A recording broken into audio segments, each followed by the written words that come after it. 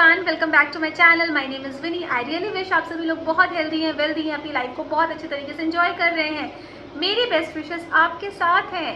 And yes, thank you so much मुझे दिल से इतना प्यार देने के लिए और अप्रिशिएट करने के लिए। आज के वीडियो में हम बात करने वाले हैं एक बहुत ही सेंसिटिव टॉपिक के बारे में, जो ऑलमोस्ट हर किसी की लाइफ में ये फेज़ आता ही आता है और हमें समझ में नहीं आता कि हम इसे हैंडल कैसे करें, है ना। क्या है, आप सोच रहे हो कि क्या बात करने वाले हैं हम।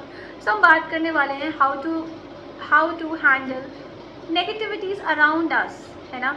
जब भी हम किसी बात पर चलते हैं, हम सोचते हैं मैनिफेस्ट करेंगे, हम बड़े बड़े गोल्स को अचीव करेंगे, तो हमारे आसपास का जो एनवायरनमेंट है, सिचुएशन है, लोग हैं, सबसे बड़ा चैलेंज हमें उन्हीं के साथ आता है। अगर आप लोग इस चीज़ को रिलेट कर रहे हो ना, तो do let me know in the comment section कि yes you have also felt these things. बहुत बारी क्या होता है, कोई हमें बोल देगा तुमसे नहीं होगा, तुम कर नहीं पाओगी। कई बार सिचुएशंस क्या होती हैं कि जैसे होम मेकर्स हैं, इतना वर्कलोड हो जाता है, वो नहीं कर पाती हैं, कभी घर में गेस्ट आ गए या any such kind of reason, कुछ भी हो सकता है ना। तो ऐसे केसेस में हमें क्या करना चाहिए, this is the main point. तो ऐसे केसेस में हमें अपने आप को पहली चीज़ और मजबूती देनी चाहिए, हमें अंदर से और ज़्यादा अपने विल पावर को स्ट्रॉन्ग करना चाहिए, डिटर्मिनेशन को स्ट्रॉन्ग करना चाहिए अपने, कि चाहे जो भी हो जाए मैं अपने इस गोल को अचीव करके ही रहूँगी। बिकॉज सी, अगर चैलेंजेस नहीं आएंगे तो मज़ा भी तो नहीं आएगा, है ना। तो challenges are part of your life. आपको अपनी मैनिफेस्टेशन जर्नी को उन चैलेंजेस के साथ ही लेकर के जाना है। You can't leave them behind. आप कभी नहीं सोच सकते कि हम अपने इस गोल को अचीव कर लें और हमें कोई चैलेंज भी ना आए। ऐसा नहीं होता है। चैलेंजेस की क्या फॉर्म है, यही तो चैलेंजेस के फॉर्म है।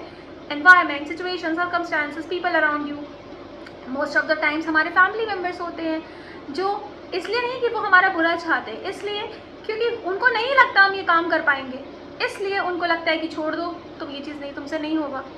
बट हमारा डिटर्मिनेशन, हमारा विल पावर इतना स्ट्रॉन्ग होना चाहिए कि हम उस पाथ पर आगे बढ़ें, अपने गोल के लिए अग्रसर हों आगे, इज़न्ट इट।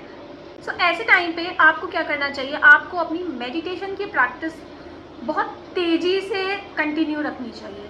नहीं करते हो तो स्टार्ट कर दो, और अगर करते हो तो उसको बिना नागा अपनी मेडिटेशन प्रैक्टिस को डेली लेके चलो।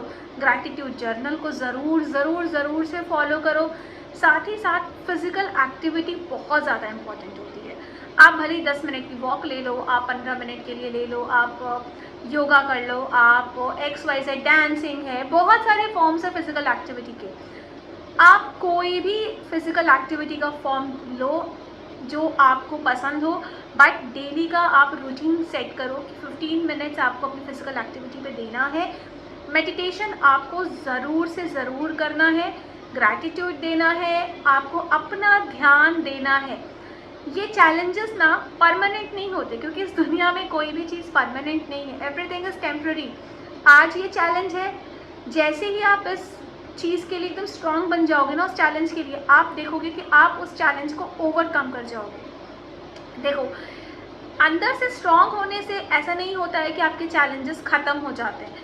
आपको उस फेज़ ऑफ लाइफ को पास करना आ जाता है, आप उसको हैंडल करना जान जाते हो। ऐसा नहीं है कि सिचुएशंस बदल जाएंगी।